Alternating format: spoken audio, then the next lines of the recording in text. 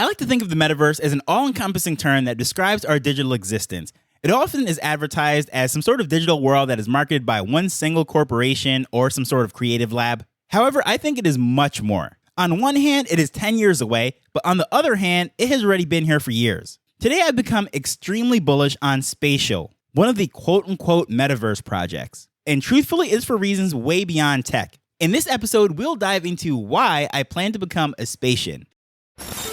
Hello, I'm Taj, digitally known as Tropic Vibes, the host of Nifty Business, where we highlight NFTs and explore Web 3.0 as we move from pure speculation to creating real-world value.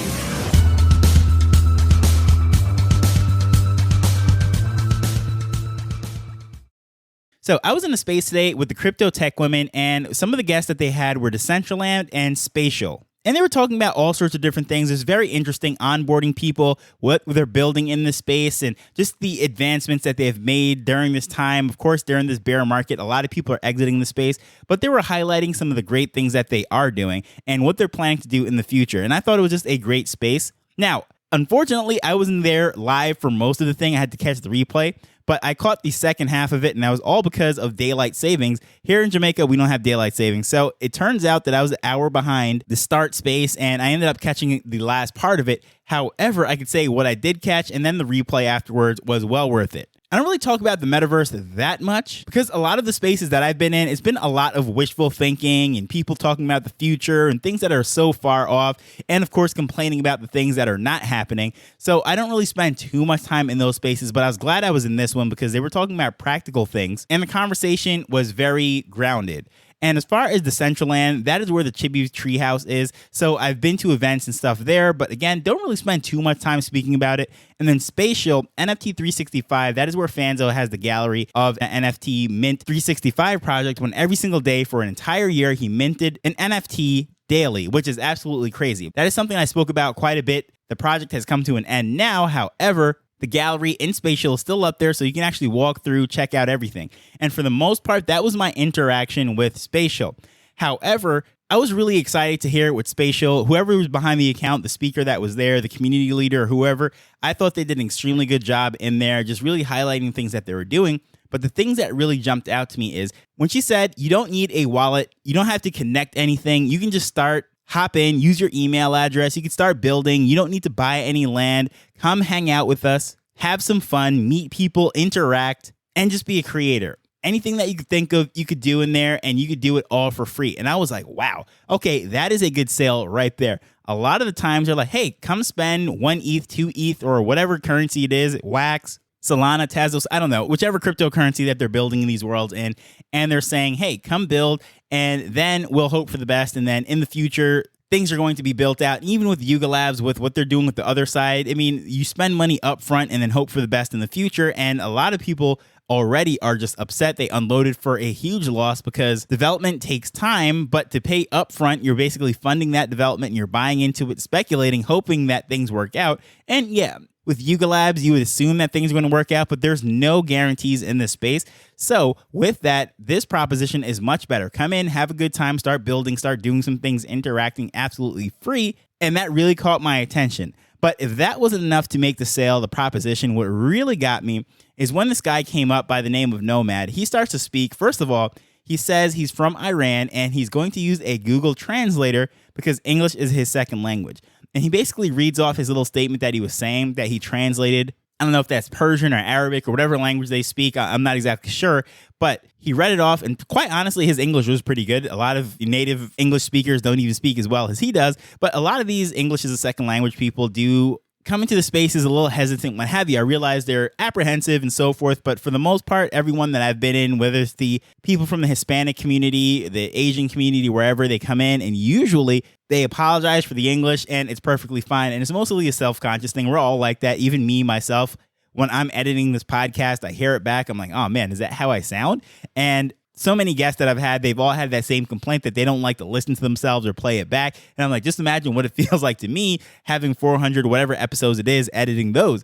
But anyways, going back to this whole thing, this guy comes up and he says, hey, this is what we're doing here. I'm having a great time building, onboarding people. We have, I think it was 22 artists that are local there with him in Iran. They're educating him about the metaverse, Web3, crypto, and all those different things, and showing them how they can build, because internet is a huge problem over there. And a lot of people, there's restrictions as to not having a free web and what have you, but he's doing his best to onboard his countrymen and educate the artists and the things and the potentials within this space. And he's doing it through Spatial. They have these galleries, they have these spaces, and they're inviting them. And his goal, I think he said, if I'm not mistaken, was to get either 100 or 1,000 people onboarded. Well, either way, it is an admirable goal to bring people on, whether it's 1 or 10 or 100 or 1,000. Is a lot better than most people who find this stuff out themselves and just speculate with maybe 1 or 2 friends, but never really onboards and trains people as the potential as to go here. But he's doing this with artists and people that are really not from the best circumstances.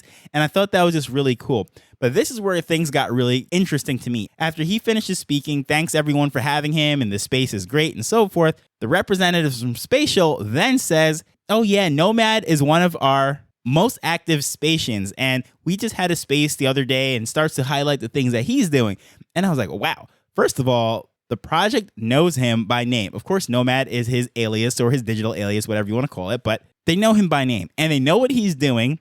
And the fact that they're referred to as Spatians, of course, Spatial, and then Spatians would be the citizens or the builders or the creators within the space. I thought that was really cool. And right there, as soon as I heard that word Spatians, believe it or not, that is where it went up. As if all of that stuff saying you can build and have fun and come create and everything for absolutely free wasn't enough. What really sold it to me, made me bullish, the nail in the coffin or the sales point, whatever you want to say it was hearing that they have a name for their tribe, their community, their citizens, their creators, whatever you want to call them. And this is movement-based marketing. And this is something that's very popular. Guys such as Russell Brunson, Pedro Deo, and quite a few others, if you come from that marketing world, they often speak about these types of things, movement-based marketing. Of course, it is nothing original. This is something that goes back from like the beginning of times, that people want to be a part of something, whether there's a military, a secret society, fraternity, a club, a team, whatever it is. Let's just say one of the big brands, the Lakers, or, well, not so much, but now they've been on an incredible losing streak. But let's say that the New York Yankees, Manchester United, well, when these type of people that played for these organizations and they have like that fraternity of knowing, yes, I'm a former Yankee, or I'm in the Yankee family, or the Oakland Raiders, or now the Las Vegas Raiders, that is like a fraternity for life. And just being a part of that, being able to identify as that, it is a huge brand. And why I'm bullish on this more than anything is their community. They identify as Spatians, and they have this thing they're building, they're creating, they're onboarding, they're teaching, they're educating, they're in spaces, they're showing up for the community. And I think that is absolutely amazing. And it is a much better proposition than, say, spend a couple $1,000s and come in here and let's hope for the best together, right? And because of that, I'm diving in. Definitely, I'm going to set up my account, start building, start playing in there, or whatever it is. And the cool thing is you can port in your 3D NFTs. So, of course, I have my chibis, I have my DGen, and I'm not sure if the MetaWhip is actually fully 3D, but I know they're planning to build a game and everything, so I might be able to bring it in there. But I just think it is absolutely amazing that they have this thing and I can get it in there. I'm going to connect up there, start building and playing in there, and I'll definitely let you know how that's going. But I would love to know what kind of free worlds that are out there that you have been playing with, maybe have flown under the radar for me, because for the most part, I'm looking at this stuff from a business standpoint, from a marketing standpoint, how teams are running, how they're funding their operations, how they're using this and implementing this in real world businesses and what have you. And I'm not the biggest gamer. And I do know that the metaverse, this whole concept of digital identities and so forth, is way beyond gaming, but right now that is how it is mostly identified. So I haven't spent too much time in these worlds and what have you, but now that I'm looking at this and the potential of this, this is something that I am really bullish on. And the fact that, as I said, the invitation to come join us, build, and let's do things together for free, and that is an amazing sell. So if anything out there that you know of that's like this as well, please feel free to let me know at Tropic Vibes on Twitter. But as usual, I just want to thank you for taking time to listen to this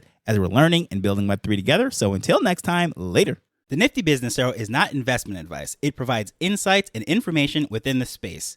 As with anything, please do your own research before making a decision whether you're making an investment or a purchase.